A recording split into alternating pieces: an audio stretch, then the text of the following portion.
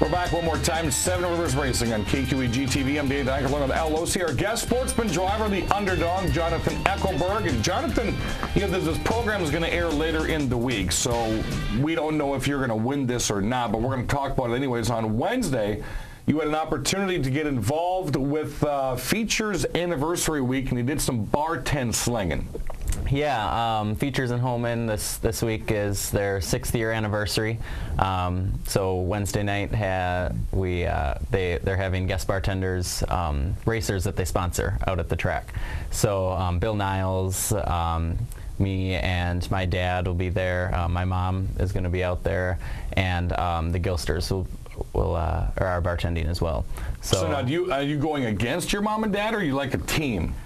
Well, because if you got Danny and Jimmy Gilster out there, you better be a team. Yeah, they're going to bring some folks out. We're each kind of competing a little bit to get more people there, but also teaming up and just. Now, is this at Holman or at West Salem? At Holman, okay. Yep. Features in Holman, yep. Can you beat Niles?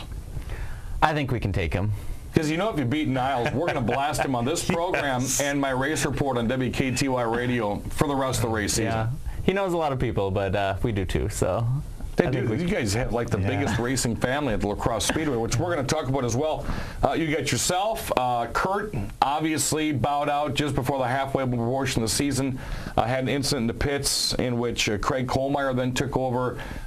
Craig has done a really nice job as well, running second in Rookie of the Year points, and then obviously had the crash with Scott Rand here about 3 weeks ago. But there's another car that's been brought into the Eckelberg Racing clan with Kurt and Craig. Yes, we have a new late model out there that we just got, and after the wreck a few weeks ago, got the car on Thursday night, got it put together for Saturday, and went out there and just kind of played with it a little bit, see how it was going to handle, and worked on it then the following week, and found a few more issues that need to be updated, and got the car out there, and it's handling well for him. Was there anything off of the car that was crashed that you could move over to the other vehicle? Yeah, there's suspension. There's a lot that on the wrecked car that we've been pulling off as extra parts, but that car, unfortunately, I think is junk. The chassis for sure. The chassis is pretty bent.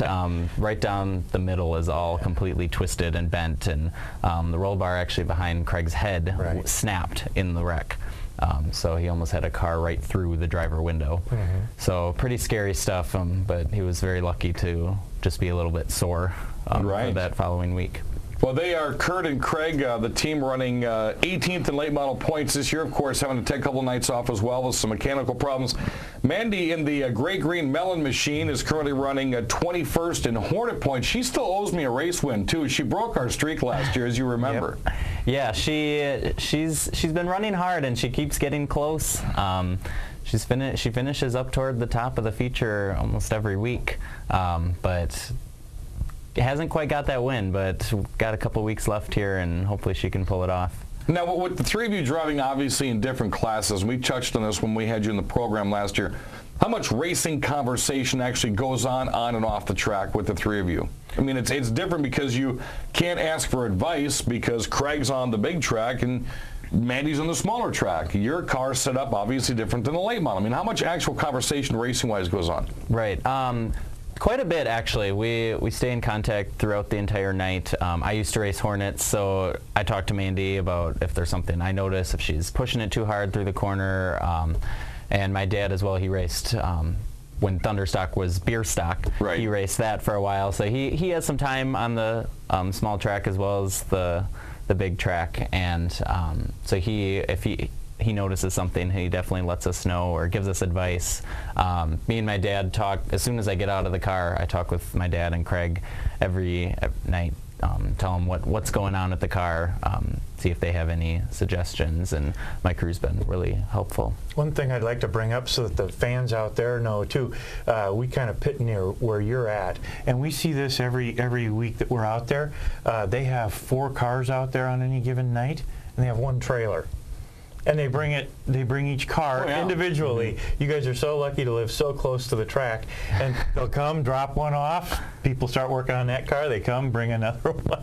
Yeah, it takes a few trips to get them all out there, but we do it and we have fun with it. Sure. So what does Mom do? Mom doesn't race. I mean, I know what she does on the hill at the La Crosse Speedway. What is Mom first in points, fifth in point, 10? Is she in a point standings amongst your family at all? Not really point standing. Maybe first in points in rooting or so. We got to throw Kim in there somewhere. She's definitely in charge of the cheering section up on the hill. And she's doing vinyl now. What was that? She's been doing vinyl work. Yes, yep. She does all the vinyl for all of our cars as well as a few other cars out at the track.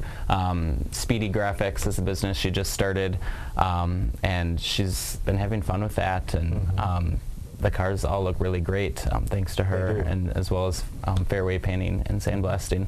Always makes our cars look really, really great out there on the track. Would you rather have Kim in the stands or down in the pits with you guys when you're racing? In the stands, I think. She likes being up on the hill and cheering, and she can stay up there. The thing is, Kim, and I know you're going to watch this program, is when you don't like something on the racetrack, don't look in my window and put your arms up and yell at me.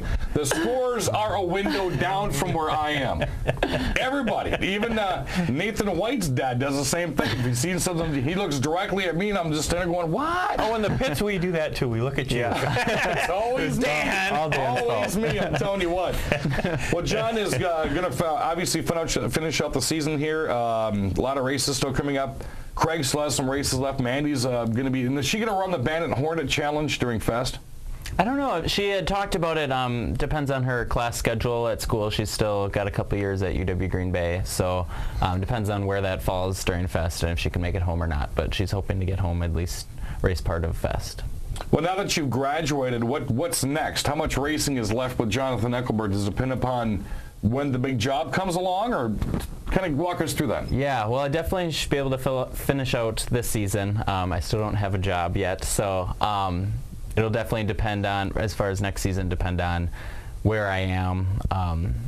I've been looking kind of all around the state for jobs and kind of keeping my options open for looking for reporting jobs and jobs in journalism and public relations, and so we'll just see where I end up, and hopefully I can make it home at least for part of the season, if not the full season next year. Alrighty, Jonathan Eckelberg drives the number 68 Underdog Sportsman at the La Crosse Speedway, along with Kurt and Mandy, and Mom is up on the hill rooting them along each and every weekend. Do want to remind you, coming up, we do have another edition of Friday Night Street Drags coming up at the Speedway. Only have 3 left. We've got one this Friday. Then I will be filling in for Bill Niles on the last 2. One's coming up in September. And then we have a big Saturday afternoon 300-foot Nationals where we put down, I think this will be the 4th or 5th year for the Nationals. Coming up this weekend, late models, Sportsmen, and the Thunderstocks. The Outlaws will be back out. Jerry Ellsworth is undefeated on the year. He's never lost a heat race. He's never lost a feature. And he's been your quick time qualifier each week. But I think he may run into some super late models at Fest again. Yeah, the people come out of the woodwork for the Fest. And some of the guys who don't qualify for maybe a mid-am race or one of the super late model races, they're going to throw their lot into the Outlaws too. Well, we saw what Dan Young did last year. He broke that track record that Johnny Olson had knocked down, I think, 4 or 5 times straight last year. And then had the challenge of starting on the pole in the front row a lap down, and then won the $100 by still winning that race. And from what I understand, I know at least 4 or 5 late model drivers here at La Crosse are going to be in that race this year. Oh, really? And about 4 or 5 super lates already discussed it as well. So I would expect that thing to be a very fast, a faster race on that quarter-mile track. Competitive, too. Also coming up this weekend, I liked this the first time they came out, is the American Super Cup division. These are shrunk-down NASCAR sprint-type cars, and I think they did a pretty nice job. Oh, they were a lot of fun to watch. And when you're watching it on TV, you got to go out and watch them at the track, because when you're watching them on TV, you don't really get that sense until somebody gets out of the car, and then you find out they're about 5 times taller. You know, one of the guys was 6'7", so I can actually fit in one. I think you and Mandy should be in the American Cup Super Cup division next year. That would be kind of cool. It'd be a lot of fun to take her on, and we haven't really raced together since the beginning of her Hornet career. I was still racing Hornets until she wrecked her car and had to take over mine. Did you punish her back then? Not too bad. We left each other alone fairly well. Alrighty, Jonathan Eckelberg, I want to thank you for coming on the program today. Real quickly, sponsors for 2012. Feature Sports Bar and Grill in Holman and in West Salem. We have Fairway Painting and Sandblasting, 4racers.com. We have Lacrosse Clock, who's been with me for a few years now, Scenic Concepts and Midwest Dental, and of course Speedy Graphics.